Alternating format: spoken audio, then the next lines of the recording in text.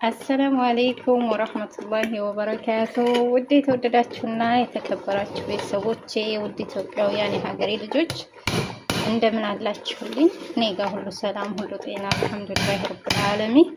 ውድ ቤተሰቦቼ እንግዲህ ያው እንደምታዩት ይሄን 2 ቀን ብርድ ነውና ልጆቼ እስኪ ሞቅ ያለ ነገር ውስጣችንን የሚደፋ ነገር የሚያሞቅ ነገር ስሪልን አሉኝና ለምን ሰሊጥ አልሰራላቸውም ብዬ ከዛ ድጃጄን ቆረጥኩኝና ሁለት ቦታ በባዶ ውሃ ቡሃራችን ባራፋና ኸል አድርጌ ቀቀልኩት ማለት ነው።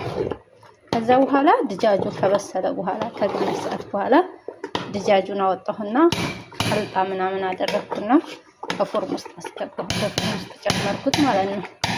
ከዛ በኋላ ሩዝ መስሪ አጠብኩና እንደዚህ በምታዩት ደረጃ ሰራሁላቸው ማለት ነው። ሀባይቦቼ ያው ወቅቱ ብርድ ስለሆነ ድጃጁን በዚህ መልክ እንደዚህ አስቀምጨዋለሁ ማለት ነው። ፎርም ውስጥ ያው ትንሽ ይቀረዋል፣ አልሐመረም።